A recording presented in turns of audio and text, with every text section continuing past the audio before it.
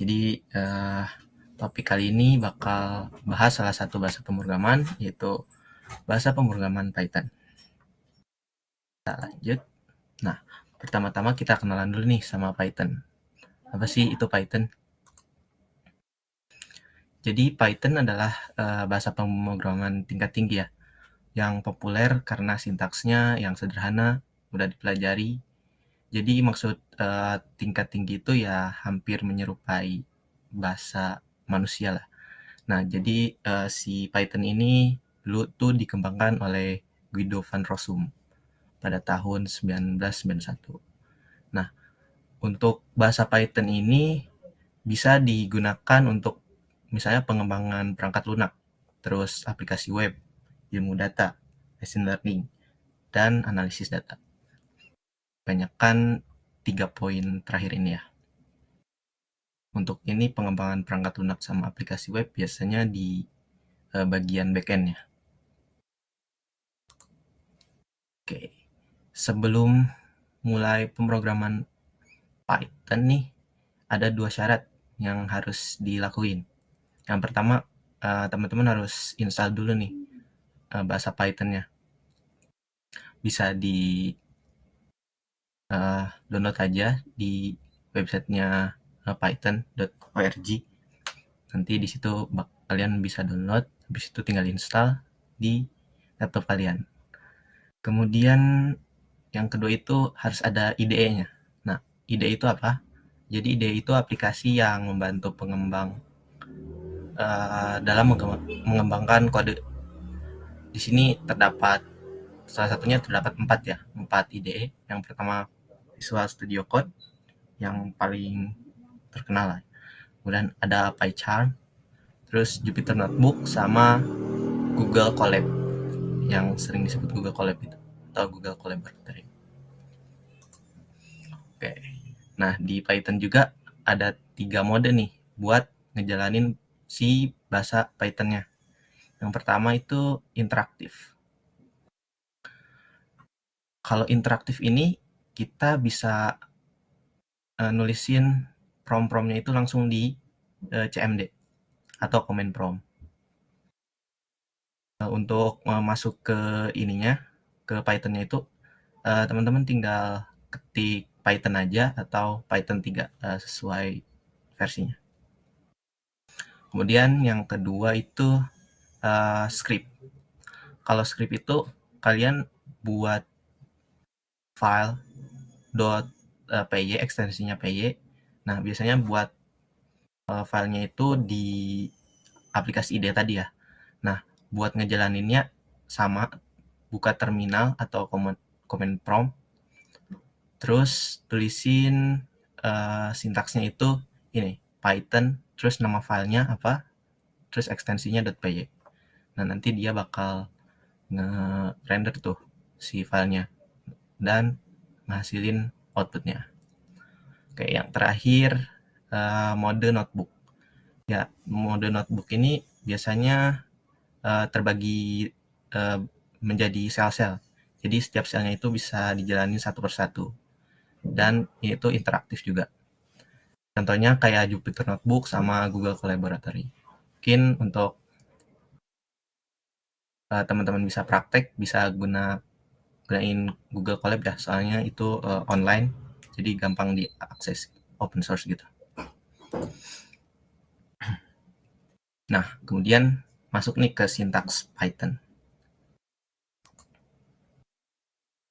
Oh ya, kalau teman-teman ada pertanyaan boleh ditulis aja atau diketik di kolom chat, nanti bakal dijawab. Oke, untuk sintaks yang pertama itu ada identasi. Nah, identasi ini contohnya itu kayak spasi, tab. Nah, itu masuknya ke identasi. Biasanya identasi ini ada di bahasa pemrograman lain, tapi itu buat mempermudah keterbacaan.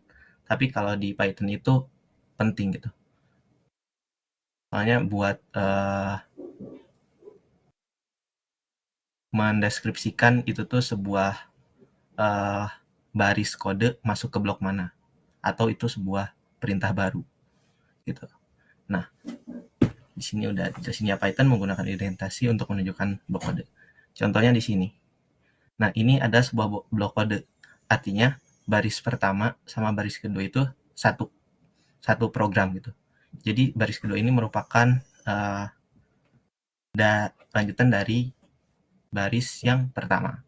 Nah, biasanya untuk indentasi di Python itu kalian atau teman-teman bisa ngetikin 1 kali spasi aja, itu udah masuk indentasi ya. Atau yang umum itu 4 spasi. Space 4 kali. Nah, itu biasanya bisa dijadiin tab juga. Nah, ini contohnya ini contohnya indentasinya sebanyak 1 spasi, kalau ini 4 atau lebih. Nah, kalau tanpa indentasi maka sintaksnya error. Contohnya kayak gini, sintaks error ini. Jadi if 5 lebih dari 2 terus print. Nah, artinya if sama print ini merupakan kode yang beda sel artinya. Jadi ini bakal dijalankan sendiri, habis itu ini juga baru dijalankan sendiri. Jadi ini bakal error, soalnya if ini harus ada kondisinya apa gitu. Terus di sini errornya karena kalian harus konsisten. Kalau misalnya spasinya 1, seterusnya ya 1 gitu. Tapi di sini contohnya ini 1, ini lebih dari 1. Nah, itu bakal mengembalikan error nanti kalau di run. Oke. Kemudian komentar. Untuk komentar ini biasanya buat ngejelasin kode Python ya, dan juga biar bisa lebih mudah dibaca kodenya karena ada fitur komentar ini. Dan misalnya kalau ada blok kode yang gak mau di-run nih, bisa nih pakai komentar. Jadi untuk mencegah eksekusi saat menguji kode. Contohnya ini, salah satunya inline komentar. Artinya itu dalam satu baris itu merupakan komentar atau komentar dalam satu baris lah. Bisa di atasnya atau bisa di satu baris ini. Nah, ini nggak bakal dijalanin nih, print ini. Soalnya dikasih komentar. Komentarnya itu untuk inline itu pakai hashtag kayak gini. Lanjut. Terus ada multiline komentar. Sebenarnya nggak ada sintak khusus ya buat komentar multiline. Bisa tadi pakai inline komentar tapi dituliskan berulang kali, dan juga bisa menggunakan string multiline. String multiline itu kayak ini nih, tapi 3 kali. Penulisan string multiline itu diapit sama tanda kutip 3 kali. Nah, contohnya ini. Tapi kalau string itu kan harus ada variabelnya ya di awalnya. Tapi kalau komentar itu tanpa variabelnya. Nah, contohnya ini. String yang tidak ditugaskan ke suatu variabel. Jadi nggak ada variabelnya. Ini dikatakan komentar. Kalau ada variabelnya, maka dikatain sebagai variabel, dan ini value variabelnya. Gitu. Terus untuk sintak yang ketiga itu cara menampilkan output. Nah, untuk output itu Python menggunakan print ya. Cukup simpel karena bahasa tingkat tinggi ya. Print artinya ya menampilkan gitu, atau memprint. Nah, contohnya ini. Ada variabel X yang value ini, terus minta menampilkan X. X itu apa? Ya, X itu Python is awesome. Kemudian di sini juga bisa nih menampilkan atau print ketiga variabel dan disatukan dengan koma. Nanti itu bakal jadi satu kalimat Python is awesome. Bisa juga oleh tanda plus.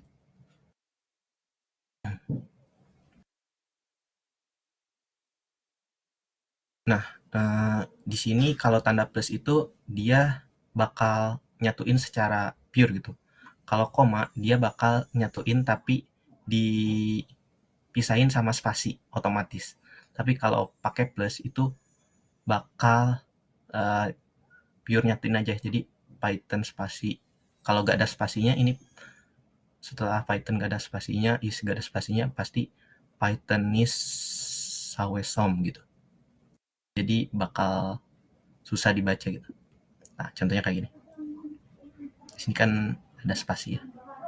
Ya ini pasti sama outputnya kayak ini. Tapi kalau spasinya nggak ada, pasti kayak gini. Oke. Kemudian untuk tipe data angka itu yang plus tadi, kalau di string buat nyatuin ini ya stringnya, tapi kalau di tipe data angka itu buat operasi. Jadi ekspresi ya kayak operasi matematika, 5 tambah 10. Nanti bakal print 15. Terus di fungsi print juga plus ini gak bisa disatuin antara dua variabel dengan tipe yang berbeda. Ini kan integer, ini string. Kalau disatuin, di print dua-duanya pakai tanda plus itu gak bisa, bakal error. Solusinya gimana? Solusinya yaitu pakai koma tadi. Jadi di sini bakal keluar output 5 John. Jadi solusinya pakai tanda koma. Oke, kita lanjut. Mungkin dari sini ada yang ingin ditanyakan dulu atau kita lanjut?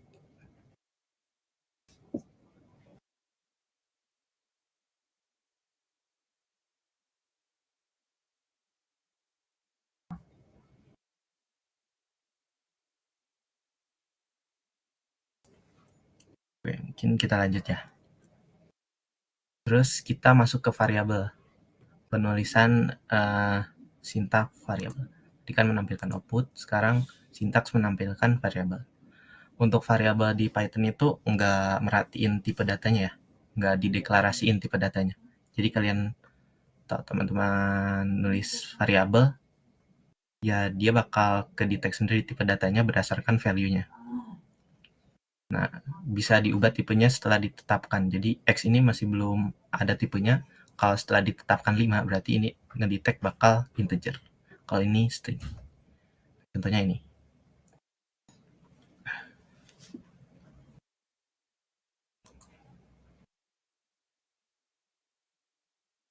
Terus, untuk variabel string ini bisa digunakan tanda petik 2, juga tanda petik 1. Bebas. Ini sama aja, nggak menampilkan error. Tapi nama variabel itu sensitif terhadap huruf besar kecil. Jadi variabel A sama A kecil sama A besar, kalau dipanggil A kecil, dia bakal nampilin 4. Kalau variabel A besar, dia bakal nampilin yang si sel ini. Gak bakal di override atau ditimpa lah si variabel A-nya itu. Oke. Kemudian ada sintaks variabel global. Kita baca pengertiannya dulu. Variabel yang dibuat di luar suatu fungsi. Nah, dinamakan variabel global. Variabel global ini bisa diakses oleh siapapun.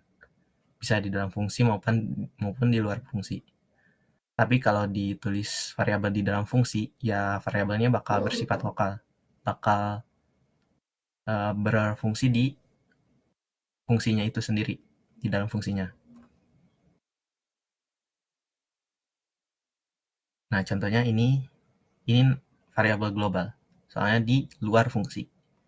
Nah, ini ketika dia panggil fungsinya, dia bakal nampilin Python is awesome. Soalnya si variabel global ini juga bisa dipakai di dalam fungsi tadi.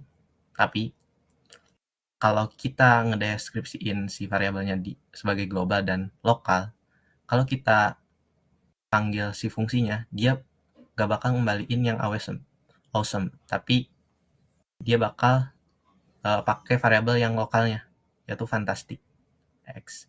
Tapi kalau dia ini kan nggak manggil fungsi ya, berarti dia pakai variabel globalnya, gitu.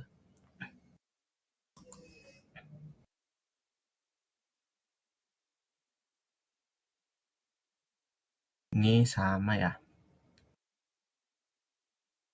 Kalau ini, kalau misalkan kalau di dalam fungsi itu ada variabel mau dibuat global nih, ya tinggal pakai keyword global aja. Otomatis kalau ini si print Python is plus x, ya bakal nampilin variabel x fantastik ini. Walaupun dia si variabelnya itu di dalam fungsi bertindak sebagai lokal, tapi ini ada kunci globalnya. Jadi bakal konversi jadi global. Nah, kalau ini bakal override atau menimpa. Yang tadinya global itu awesome, terus ada fungsi di dalamnya variabel x tapi key-nya global. Nah, jadi si x awesome ini bakal di override sama si fantastic ini. Jadi x si variabel x-nya itu bakal jadi fantastic. Jadi kalau di run print Python plus x itu nanti dia bakal si x ini bakal berubah jadi fantastic. Mungkin buat teman-teman yang mau nyoba boleh tadi buka Google Colab-nya. Boleh sambil coba-coba. Ini ya.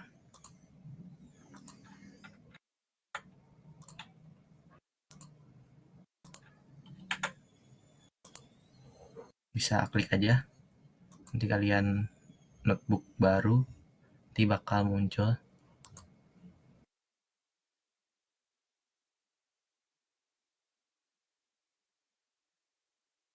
Nah, nanti kalian nulis coding di sini. Jangan lupa hubungin dulu.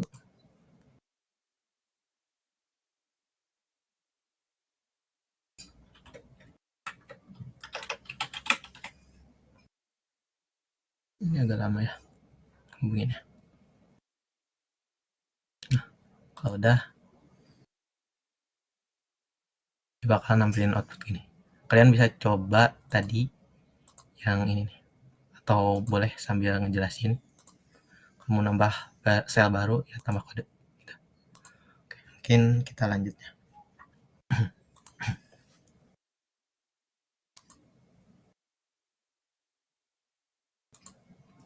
Lanjut ke nama variabel. Sintaks untuk nama variabel. Di sini ada syaratnya harus diawali huruf atau karakter garis bawah. Nah, di sini contoh-contohnya untuk syarat-syarat ini contoh-contohnya ini ya. Dia harus berupa huruf. Terus kalau ada dua kata itu bisa dipisahin sama underscore, bisa diawali underscore. Terus bisa pakai huruf besar semua atau bisa ini lupa namanya jenis apa sama teksnya. Nah, kalau yang nggak boleh itu kayak gini. Dua di awal nama variabel. Ini ilegal. Terus pakai spasi sama pakai operasi minus. Ilegal. Dan ini ada notis lagi, tidak boleh berupa kata kunci Python apapun. Misalnya kayak nama variabelnya itu print atau apa gitu.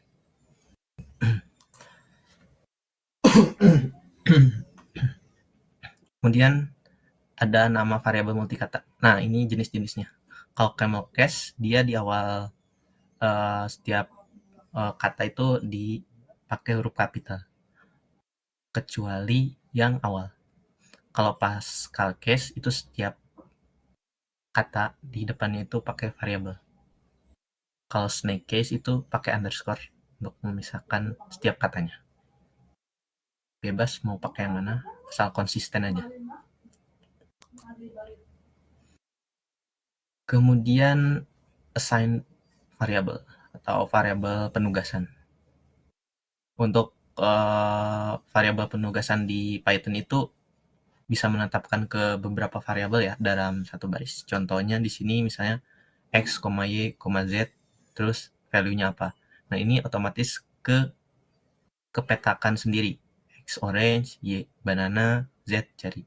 Nah, bisa dicek print X, Y, Z. Ini bisa dicoba di Google Colab tadi. Kalau yang mau coba-coba, boleh. Terus di sini bisa juga mengakses sebuah collection data. Nah, di sini tuh X, Y, Z itu dipetakan ke fruits. Fruits itu isinya apple, banana, cherry. Nah, ini bisa dipetakan aja. Nanti di print X, Y, Z bakal keluar ini. Dan bisa mengisi 3 variabel tapi satu data yang sama. Contohnya kayak gini, X, Y, Z sama dengan orange. Berarti nanti X, Y, Z-nya bakal print orange semua. Oke. Untuk sintaks mungkin itu sebagai dasar ya penulisan kode Python. Lanjut ke tipe data. Untuk tipe data di Python itu lumayan banyak sih, tapi tergantung. Di sini dikategorikan sebagai teks, numerik, sequence, mapping, set, boolean, binary, sama non-type. Ini bagian-bagiannya. Yang biasa dipakai itu string, integer, float, list, tuple, range, dictionary, set, sama boolean. Nah, buat cara dapetin sebenarnya ini tuh tipe data apa sih si X sama dengan 5 tuh? Caranya yaitu print dalam kurung tipe data si X-nya. Dia bakal nampilin kayak kelasnya itu apa. Nah, ini contohnya ya. Kalau string, dia diapit sama tanda kutip 2. Kalau integer ya bilangan bulat. Kalau float, desimal, kompleks ya kayak ada variabel ij-nya gitu. Kalau list, nanti bakal dibahas satu-satu. Tapi kita juga bisa mastiin nih, ini tuh harus bentuk string, dia pakai konstruktor ini, str untuk string. Integer berarti int, terus value-nya ini. Tuh. Nah, masuk ke tipe data yang pertama yaitu string. Tadi udah jelasin diapit sama kutip tunggal atau kutip ganda. Ini sama aja. Nah, di sini ada kasus nih. Kalau teman-teman ada mengandung tanda kutip di dalam string, otomatis teman-teman harus pastiin yang jadi kutip ini tuh bukan sebagai penutup si stringnya. Bisa dibedain. Jadi pembuka itu titik tanda kutip 2, penutup juga harus tanda kutip 2. Nah, kalau tanda kutip yang mau dijadiin string ya harus beda dari si tanda kutip yang diapit itu. Atau kayak gini tuh. Pokoknya ini tuh bakal ketampilin si tanda kutipnya tanpa menampilkan error. Atau bisa kebalikannya. Kalau dibutuhkannya tanda kutip 2 di dalam string berarti yang mengapitnya ya pakai tanda kutip 1 gitu. Mungkin untuk tesnya bisa misalnya variabel a itu stringnya hello. Kalau ketika print a, maka bakal nampilin hello string. Nah, tadi udah di awal disinggung ya, tipe data string multiline. Untuk multiline berarti banyak baris. Bisa gunain 3 tanda kutip. Bisa tanda kutip 2 ataupun 3. Ini nggak bakal error. Ini cuma buat nampilin aja. Nah, di sini ada ini nih, ciri khusus tipe data string itu array di Python juga. Di bahasa pemrograman lain juga data string ini bisa disebut array, di Python juga gitu. Jadi setiap karakter ini mewakili si itemnya.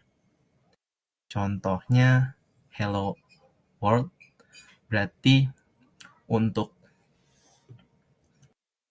kita mengakses A yang indeks ke 1 itu bakal muncul E. Kenapa E bukan H? Karena setiap indeks itu dimulainya dari 0 ya. Berarti 0, H, satunya itu E. Berarti ketika ngeprint A, dia bakal nampilin E.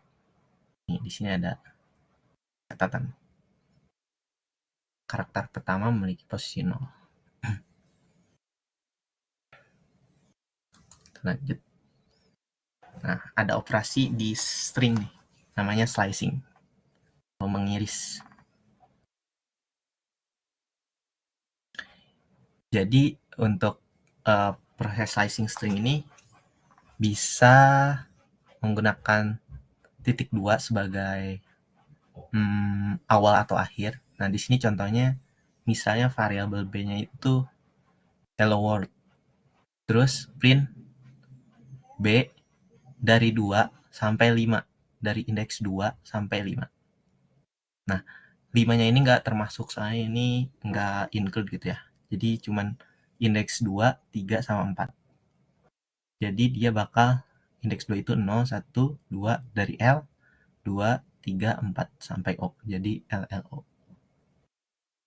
Nah, di sini ada shortcut lah. Kalau slicing dari awal, di depannya boleh dikasih 0 atau ya udah kosongin aja. Berarti itu slicing dari awal sampai mana nih? 5. Berarti sebelum 5 itu 4. Berarti indeks dari awal sampai indeks keempat. 0, 1, 2, 3, 4. Berarti sampai hello.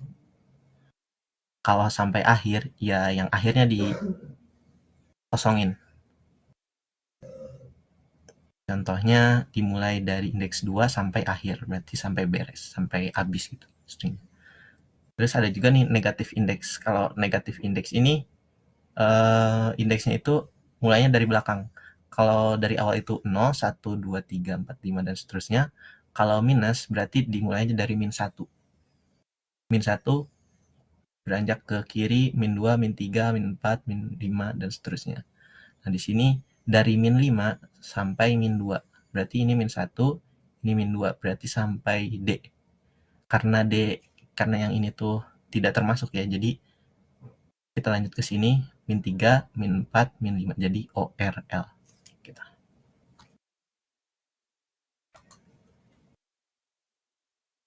Terus modifikasi string. Nah, untuk modifikasi string itu ada banyak ya metodenya. Kayak uppercase buat ngubah semua jadi huruf kapital semua. Ya ini sintaksnya kayak a.upper. Nah, ini sebuah metode bawaan dari Python ya. Kalau lowercase ya a.lower, semuanya bakal diubah jadi lower. Untuk replace pakai sintak replace. Nah, di sini ada sebuah parameter argumen. Argumen di sini tuh huruf apa yang mau diganti sama apanya. Contohnya di H diganti J, berarti jail world gitu. Terus ada remove white space. Nah, di sini contohnya dia ada spasi di awal sama di akhir. Jadi dia bakal ngapus space yang awal sama akhir aja, yang tengah nggak bakal. Sintaksnya strip, pakai metode strip. Nah, untuk split dia bakal nge-split. Nah, ini splitnya pakai apa, atau pembaginya itu apa? Koma. Berarti di sini karakter koma ini sebagai splitnya. Nah, di sini kan diterusin sama spasi ya. Berarti ini dibagi ke sini, berarti sisanya spasi world sampai tanda seru, yang kiri itu hello. Jadi bakal outputnya hello sama spasi world. Nah, kemudian ada ini proses string lain, format string namanya. Karena tadi di awal itu variabel Python nggak bisa ngegabungin string sama angka. Nah, ada format untuk ngegabungin si string sama angka ini. Pakai format string. Nah, ini nggak bisa ya, error. Nah, ini string, age itu integer. Kalau digabung, txt, nggak bisa, error. Nah, pakailah fstring namanya. Adanya di Python versi 3.6 ke atas. Caranya, letakkan F di depan literal string dan tambahkan tanda kurung kurawal sebagai placeholder atau sebagai isiannya yang mau diisi itu apa. Contohnya ini. Misalnya price itu sama dengan 59. Nah, di sini pakai F string, tadi sintaksnya F di depan stringnya, terus ini tanda kurung sebagai placeholdernya. Nanti si price ini bakal ngegantiin ini nih. Jadi diganti 59. Jadi outputnya ini. Nah, kalau float, misalnya mau nampilin desimal nih, ada tambahan baru, titik 2F. Artinya ini menambahkan 2 angka desimal setelah koma, berupa 0. Contohnya ini, tadi kan 59. 2F itu artinya 2, nambahin 2 0 setelah koma. Jadi ini bentuknya float. Nah, di dalam placeholder atau kurung kurawal ini juga bisa operasi matematika. Ya, nanti ini bakal dioperasiin, bakal ditampilin. Gitu. Ini sintaksnya F string. F sama ada placeholdernya. Kemudian ada karakter escape.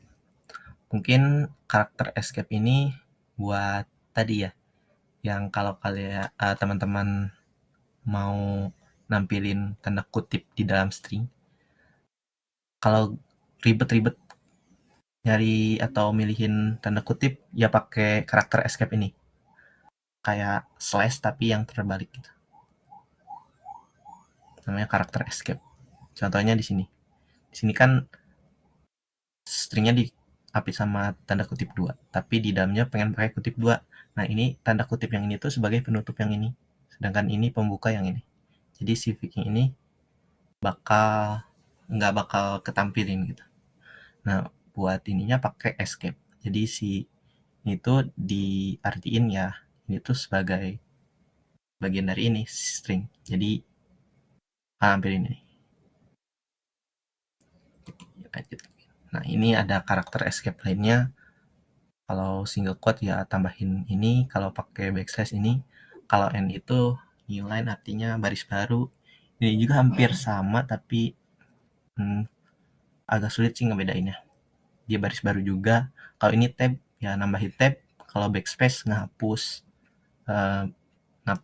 karakter sebelumnya. Nah, masuk ke tipe data numbers.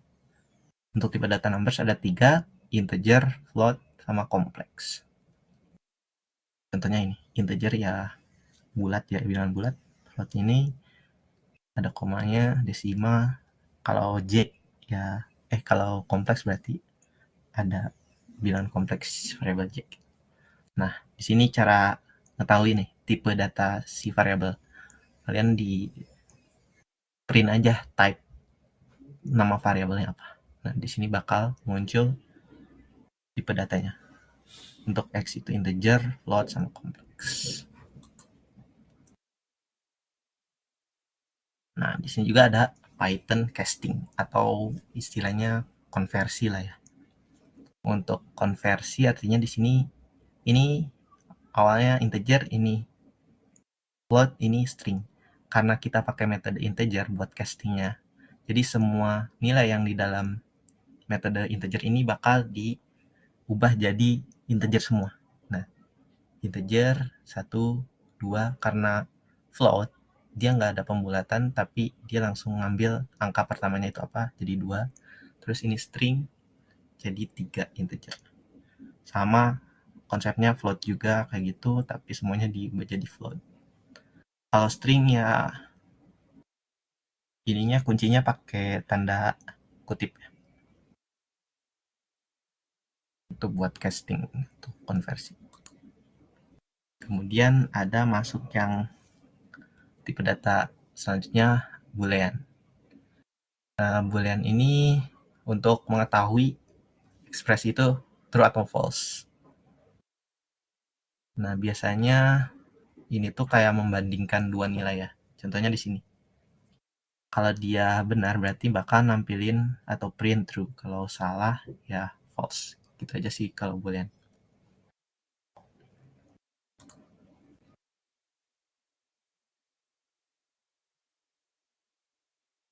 Untuk boolean sendiri bakal menampilkan true kalau si string itu ya ada kontennya. Kalau kosong dia bakal false. Kalau angka bakal bener semua kecuali angka 0. Kalau kayak ini udah ditranslate. Ini list, tuple, sama set, ini dictionary ya, ini ditranslate. Bakal true kecuali si itemnya di dalam tipe data ini itu kosong. Contohnya ini bakal true semua nih. Makanya ada item, ada kontennya, ada nilai. Terus ini bakal kembaliin false kalau 0, 0, 0, 0. Gitu. Nah, kemudian masuk ke yang list. Buat list ini buat nyimpan banyak item dalam satu variabel. Biasanya pakai tanda kurung siku. Nah, di sini ada ininya nih, ketentuannya.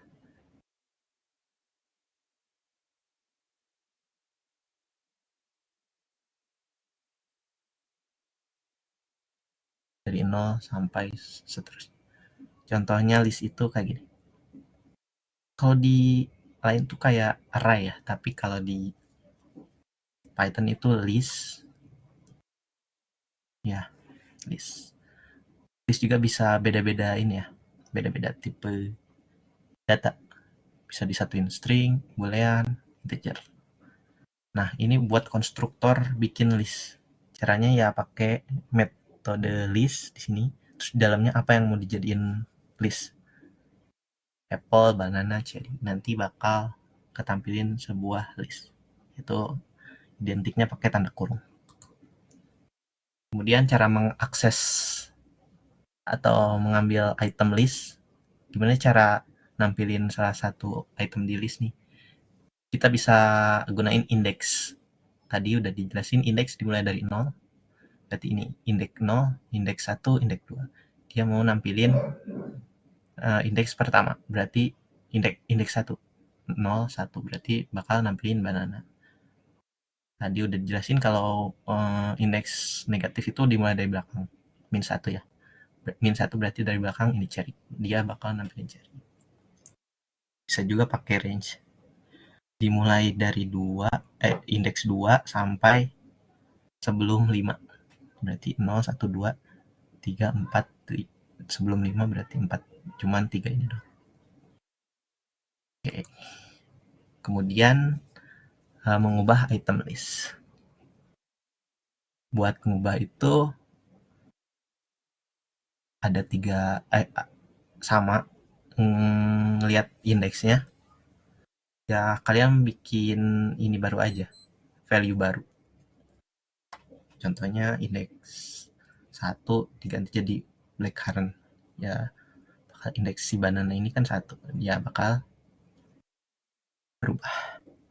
Bisa pakai range tadi. Nah, terus kalau dia range tapi value-nya 1, ya dia bakal cuman ngeganti si indeks yang tertera aja. Sisanya kan indeks 1, 2, 3 kan nggak termasuk. Berarti indeks 1 sama 2 itu bakal diganti sama watermelon untuk indeks 1 dan indeks 2-nya nggak ada gitu. 0. Jadi dia bakal nampilin apple sama banana. Nah, indeks 2-nya itu nggak dideskripsiin, jadi bakal dibilang 0.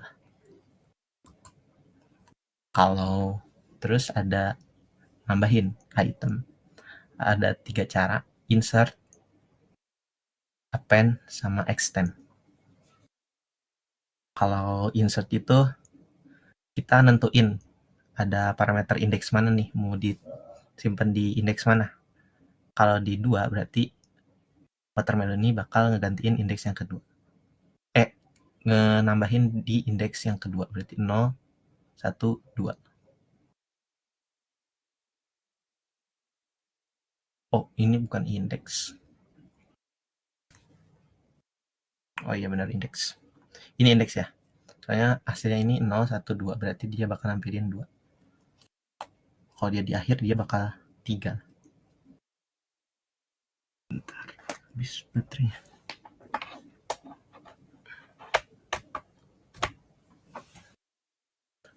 Terus pakai append. Ya, kalau append itu bakal nambahin tapi otomatis di akhir. Kalau insert ya nentuin, kalau append ya bakal otomatis di akhir. Kalau extend itu biasanya nambahin berupa list sama list, atau list sama tuple, sama set, atau dictionary. Contohnya kayak gini. Ini list sama tuple. Dia bakal berupa list tapi disatuin gitu. Kalau ngehapus item pakai remove atau pop. Kalau remove ya bakal ditentuin nih, bakal remove yang mana. Kalau ada data yang sama, dia bakal ngedetect yang pertama. Yang lainnya ya udah nggak bakal diproses. Nah, kalau pop itu berdasarkan indeks ya. Kalau ini berdasarkan item, ini berdasarkan indeks. Indeks pertama berarti 0, 1. Berarti ini banana yang dihapus. Kemudian menghapus list, ada lagi pakai del. Del ini menghapus secara keseluruhan, termasuk ke si variabel-variabelnya. Jadi kalau dihapus ya bakal list-listnya nggak di-define. Ini dianggap nggak ada. Tapi beda sama clear. Kalau clear itu itemnya yang dihapus, tapi bukan variabelnya. Jadi hasilnya ya list kosong kalau clear. Nah, ini ada metode-metode list lain. Tadi ada append, clear, copy, dan seterusnya. Bisa di reverse, bisa dicoba sendiri-sendiri. Terus tuple. Buat tuple sama menyimpan banyak item dalam satu variabel, tapi di tuple ini nggak bisa diubah. Jadi nggak ada change, nggak ada kayak list tadi tuh.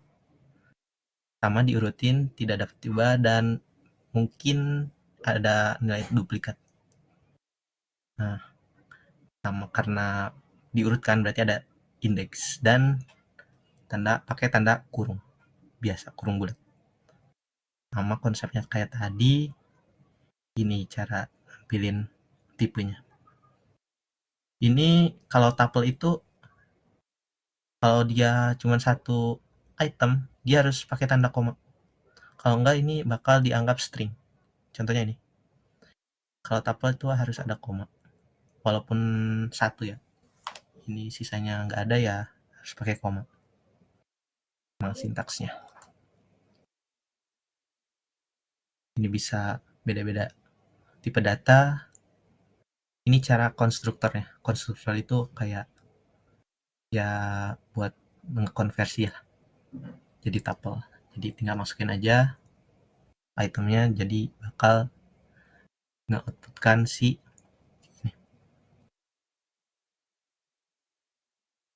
bentuknya tuple. Nah, untuk mengakses sama kayak tadi si list pakai indeks ya. Ini contohnya pakai negatif indeks dari belakang nanti. Terus cara mengubah item. Tadi kan bilangnya nggak bisa diubah ya tuple itu. Tapi bisa ada cara buat mengubah si tuple. Caranya itu diubah dulu ke list. Caranya pakai konstruktor list tadi. Nah, jadi si tuple ini diubah dulu ke list. Udah jadi list, baru nih kita ubah. Habis diubah, ya konversi lagi ke tuple. Jadi bakal nampilin si tuple yang udah diubah. Jadi ada proses konversi dulu ke list, biar bisa diubah. Nah, juga di tuple juga ada sebutan packing. Kalau kita masukin nilai ke tuple itu namanya packing. Kalau unpacking berarti ya mengeluarkan ya, dipecah-pecah. Contohnya ini, misalnya fruitsnya di packingnya apple, banana, cherry, terus pengen di unpacking ke variabel terpisah, ya udah tinggal sintaksnya ya dalam bentuk tuple lagi, terus ininya suruh pakai data tuple Fritz. Jadi dia bakal ke petakan sendiri. Namanya itu unpacking. Nah, misalnya ini kan datanya banyak nih, itemnya banyak, tapi yang dipetakan cuman beberapa, kurang dari item listnya. Teman-teman bisa gunain bintang. Artinya ini indeks 0 ya di tapelnya indeks 0, indeks 1 ya indeks 1, dan bintang ini berarti artinya sisanya dalam bentuk list gitu. Untuk pemakaian hanya 1 bintang ya. Kalau bintangnya ada 2 itu biasanya error. Contohnya ini, berarti ini item pertama harus item 0, item terakhir ya min 1 cherry. Sisanya ya dimasukin ke tropik gitu. Ini tuple method lebih sedikit ya karena tadi nggak bisa change, mengubah tuple. Count sama indeks bisa dicoba aja. Terus ada set. Kalau set ini sama menyimpan banyak item ke satu variabel. Nah, untuk set ini tidak berurutan, artinya nggak ada indeks nanti buat ngeaksesnya. Dan tidak dapat diubah. Tapi bisa menghapus sama menambahkan. Diubah itu artinya change ya, nggak bisa. Tidak berurutan berarti nggak punya indeks. Dan nggak boleh ada duplikat. Kalaupun ada duplikat, hitungnya bakal 1. Contohnya true sama 1. True sama 1 itu dihitung duplikat. Soalnya 1 merepresentasikan true. 0 dianggap false. Penulisannya pakai tanda kurung kurawal. Contohnya nih. Nih, apel kan duplikat nih. Tapi ketika di print si setnya, ya apelnya bakal ketulis 1. Contohnya terus ini ada true sama 1 nih. Ini bakal kehitung duplikat. Jadi nampilin si true-nya aja. Ini false. Untuk kasus false sama 0. Nah, untuk konstruktor atau membuat set ya pakai metode set, terus di dalamnya apa. Dia bakal kubah jadi set pakai tanda kurung kurawal. Nah, untuk mengakses item set itu kita bisa ngegunain perulangan for. Jadi bakal ditelusuri nih satu-satu itemnya. Jadi untuk perulangan for-nya ini setiap X di dalam di set. Jadi di dalam di set ini diumpamain X. Jadi setiap X1, X2, X3, X3 di dalam di set ini bakal di print satu-satu. Jadi bakal keluar. Terus bisa juga ini nih. Untuk mengecek apakah banana itu ada di set. Kalau ada berarti true, kalau nggak ada berarti false gitu. Terus ada menambahkan item pakai add sama update. Kalau add itu berupa item, kalau update biasanya bisa pakai list, disatuin sama list, tuple, dictionary. Nah, cara menghapus pakai kata remove, bisa juga discard. Kalau remove, jika itemnya nggak ada, misalnya banana ini nggak ada di sini, dia bakal error. Tapi kalau discard, dia nggak bakal error walaupun si banana ini nggak ada di si set ini. Nah, bisa juga pakai pop. Kalau pop berarti menampilkan kalau popnya, kalau kita fungsi popnya itu buat menampilkan value yang dihapusnya, tapi kalau di setnya itu buat nampilin hasilnya. Kan X di pemain di pop, berarti yang nampilin pop itu yang di popnya. Terus bisa juga metode clear buat ngapus semua isinya. Kalau del berarti ngapus si setnya. Nah, ini ada metode-metodenya yang lain, bisa dicoba, ada lumayan banyak. Terus dictionary itu menyimpan nilai data, ininya itu identiknya sama key sama value, kunci dan nilai. Ini kumpulannya terurut, bisa diubah tapi nggak mengizinkan duplikat. Walaupun duplikat nanti bakal ke override atau ke perbarui gitu. Contohnya ini kan duplikat nih key-nya, year-nya. Nah, berarti 1964 ini bakal diperbarui jadi 2020. Contohnya ini, ketika di print, berarti year-nya bakal 2020. Kemudian ini konstruktor buat bikin dictionary, karena kuncinya itu adalah key dan value, berarti kita harus deskripsi key-nya apa, terus value-nya apa. Key-nya apa, value-nya apa, dan seterusnya.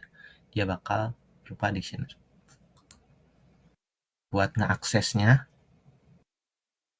kita cuman manggil key-nya. Otomatis bakal nampilin value-nya. Contohnya di stick, terus apa nih key-nya mau dipanggil model, berarti nanti bakal print Mustang. Bisa juga pakai get. Ini sama.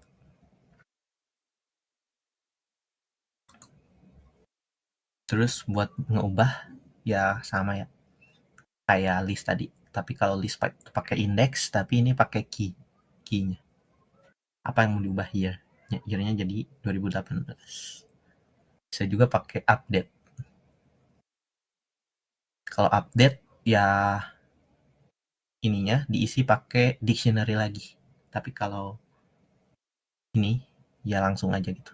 Panggil aja apa key-nya. Kalau pakai metode update dia harus bentuknya dictionary lagi. Terus buat nambahin sama pakai update juga ya. Tapi kalau tadi mengubah dia pakai key yang sama yang udah ada, tapi kalau yang menambahkan dia pakai key yang berbeda. Otomatis bakal munculin 4 key nanti. Di sini ada color sama red nanti outputnya. Update juga sama ya, tapi bentuknya dictionary lagi, harus dictionary. Kalau menghapus pakai pop, bisa pop item. Kalau pop item ini otomatis yang paling terakhir, key value-nya yang paling terakhir yang bakal dihapus. Contohnya ini, brand, model, year, berarti yang item year ini yang dihapus. Jadi outputnya bakal brand sama model. Sama ini clear juga buat ngosongin. Kalau kunci del tadi di contohnya di list ya, dia bakal ngapus si ininya, disknya. Kalau dipanggil ya dia bakal error.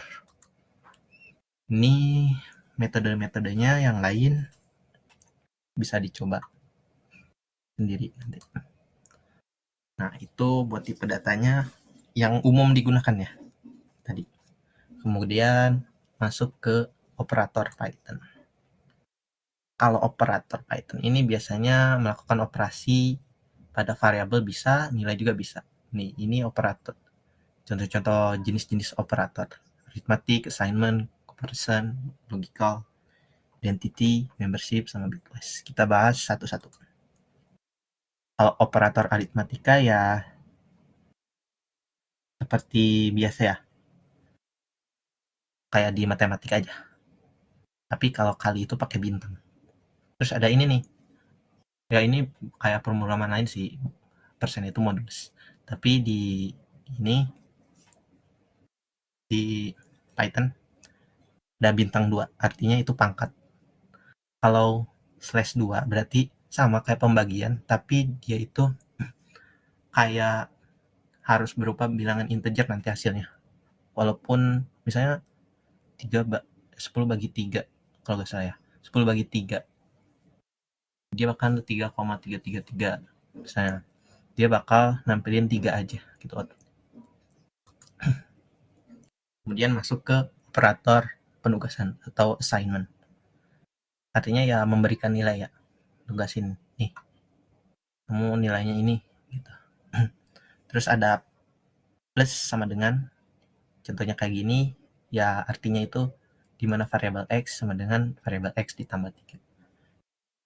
Sama sebenarnya.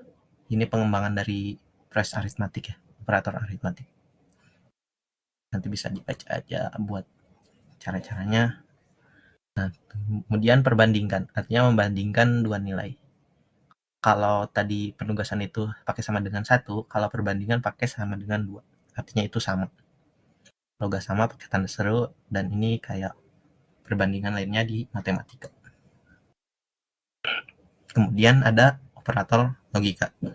Sama ada and, or, sama not. Not itu negasi.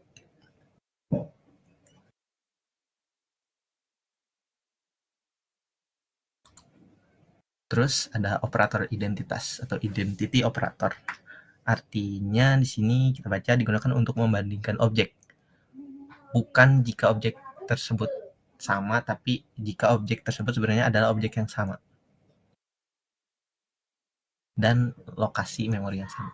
Jadi kayak ngebandingin apakah ini tuh sama, bukan arti dalam objek yang sama, tapi lokasinya juga sama.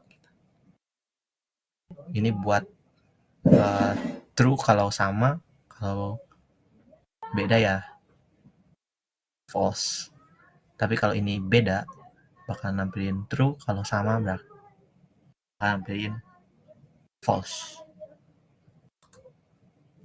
Terus operator keanggotaan atau membership operator. Ini buat menguji apakah suatu urutan disajikan dalam suatu objek. Tadi udah disinggung ya di apa ya, peruangan atau apa gitu. Ada in sama not in. Artinya ada di dalam X, ada di dalam Y, atau terus buat not in X nggak ada di Y. Ya buat ngecek aja sih ini. Bakal ngembaliin boolean nanti. Terus ada operator bitwise. Bitwise ini biasanya buat ngoperasiin kabiner. Kalau n itu kayak penjumlahan. Misalnya 0, sini 0, 0, 1 berarti terus sama n 0, 1, 0. Hasilnya jadi 0, 1, 1 gitu. Kalau or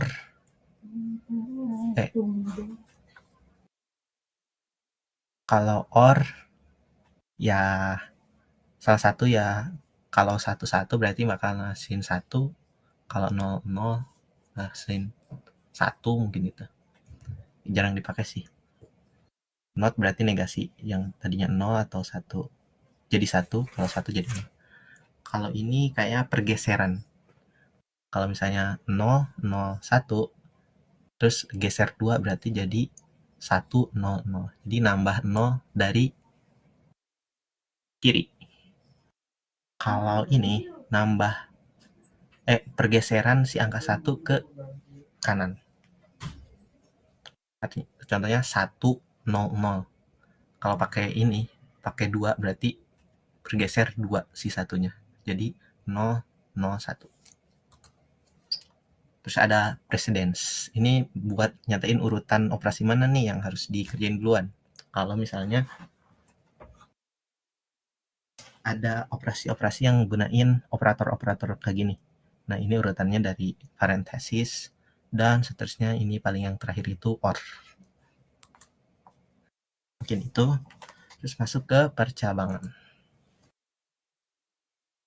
Yang pertama ada if. Sama lah kayak bahasa pemrograman lain. Biasanya if itu ada kondisinya, bisa ini, dan lain-lain. Untuk penulisannya ini pakai ini ya, pakai titik 2. Kalau di pemrograman JavaScript misalnya, di plus pakai tanda kurung, tapi ini pakai titik 2.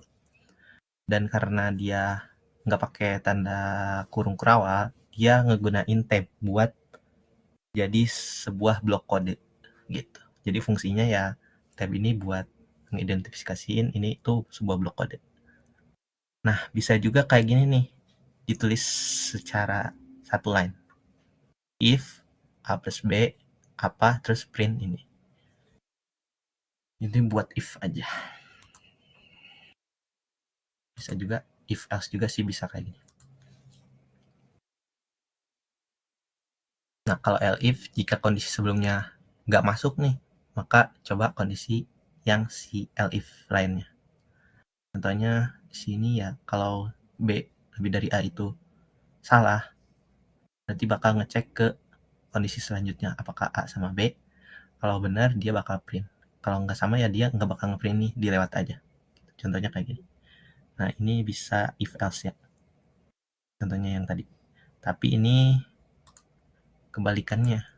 Dia apa dulu nih yang mau ditampilin, terus kondisinya apa, terus jika enggak apa, gitu. Pokoknya sintaksnya kayak gini buat if else. Terus ada else ini ya kalau semua kondisi nggak masuk nih kondisi yang ditentuin di atas, ya dia bakal ngeprint yang paling bawah biasanya else itu. Terus ada nested if, artinya bersarang ya, if bersarang. Ada if di dalam if, ya konsepnya sama sih, pengembangan dari if aja. Nah, terus ada pass. Kalau pass berarti ya kalau kita mau ngecek ini tapi nggak ada operasi apa-apa yang mau ditampilin, nggak mau nampilin apa-apa, ya pakai pass aja untuk ininya, di eksekusinya. Terus kita masuk ke perulangan. Untuk perulangan ada dua di Python, while sama for. Kalau while itu dia bakal ngulang ketika selama kondisinya benar. Contohnya ini. Dan di while itu i-nya itu harus deklarasiin dulu. Misalnya 1 di sini. Nah, dia bakal cek. Selama ini benar, dia bakal ngeprint. Dan harus diperhatikan i-nya harus bertambah 1. Kalau nggak 1, kalau nggak ada ini, dia bakal berulang terus, nggak ada berhentinya. Nah, ada juga nih while else. Artinya kalau si proses while ini udah atau tidak udah nggak memasuki, dia bakal ngeprint ini. Artinya lanjutan dari while yang udah selesai bakal nampilin else. Nah, ada juga continue sama break. Kalau continue, kalau ketika i-nya sama dengan 3 misalnya, dia bakal continue ke i yang selanjutnya, tapi nggak bakal di print. Contohnya ini, 1, 2, ketika i-nya 3, dia nggak bakal di print, tapi langsung continue ke atas lagi. Muter terus. Tapi kalau break itu kalau 3 ya udah berhenti while-nya. Terus masuk ke for. For ini biasanya digunain buat ini ya. Nah, akses tadi, list, tuple, list, sama set. Contohnya ini. Rate misalnya itemnya ada 3. Jadi X ini sebagai X1, X2, X3 misalnya. Jadi X di dalam for itu bakal di print. Nah, tadi kan string itu sebagai array. Jadi ini sebagai karakter-karakter ini tuh sebagai item-itemnya. Jadi setiap X, X1, X2 misalnya ini dipetakan ya. Dia bakal ngeprint satu-satu. B, A, N, A, N, A. Ada juga perulangan for, tapi ininya dengan range. Nah, range 6 artinya dari indeks 0 sampai 5, tapi 6-nya itu nggak kemasuk. Ini itu sebagai batas lah 6 tuh. Berarti sebelum 6 berarti 5. Dia bakal ngeprint. Terus ini juga misalnya kalau mau nampilin awalnya itu dari apa? Dari 2. Berarti dia bakal nampilin atau ngeprint 2 sampai 6, tapi 6-nya nggak masuk. Terus ini kalau kita mau loncat-loncat nih nampilinnya. Ini kalau nggak di deskripsiin atau dideklarasiin misalnya 6, berarti mulai dari 0. Kalau dari deskripsiin ininya, apa sih ininya, increment-nya, berarti dia bakal increment default-nya 1. Kalau ini deskripsiin 3, berarti dia bakal loncat 3, dimulai dari 2 sampai sebelum 30, berarti loncat 3, 2, 5, 8, dan seterusnya sampai sebelum 30. Di for juga ada else, for else. Artinya kalau for-nya udah selesai nih perulangannya, bakal nampilin si else-nya. Contohnya ini. Kalau di blok kalau di blok perulangan for ini ada break, dia gak bakal nampilin else. Dia bakal ngeloncat aja itu break. Udah. Gak bakal diproses si else. Karena diberhentiin sama si break itu. Terus ada loop, nested loop atau perulangan bersarang. Ya, tadi ini pengembangan dari for ya, for di dalam for. Dia bakal ngejalanin indeks pertama si X dulu, habis itu semua indeks yang ada di Y. Balik lagi ke X, terus Y. Contohnya ini. Kalau digambarin jadi red.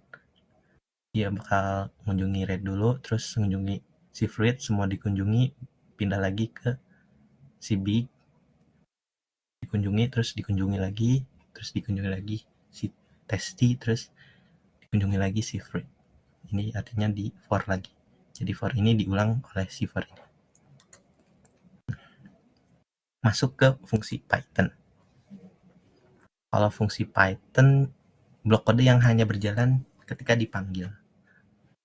Kalau dipanggil dia bakal nampilin, kalau nggak dipanggil ya udah sebagai fungsi biasa. Terus di sini ada kata kunci parameter sama argumen. Kalau parameter itu variabel yang tercantum di dalam kurung pada definisi fungsi. Nah, ini namanya parameter. Tapi kalau argumen ini namanya argumen. Yang nilai yang dikirim ke fungsi saat dipanggil. Ini parameter, ini argumen. Contohnya ini parameternya fname, terus diargumenin buat ngisi fname itu Emil, Tobias, sama Linus. Terus printnya bakal keluar ini. Ini cara manggil fungsinya ya. Panggil aja nama fungsinya. Terus ini pendeskripsian fungsinya pakai def. Terus ada lagi fungsi lambda nih. Fungsi lambda ini kayak singkatan dari fungsi yang kita buat lah.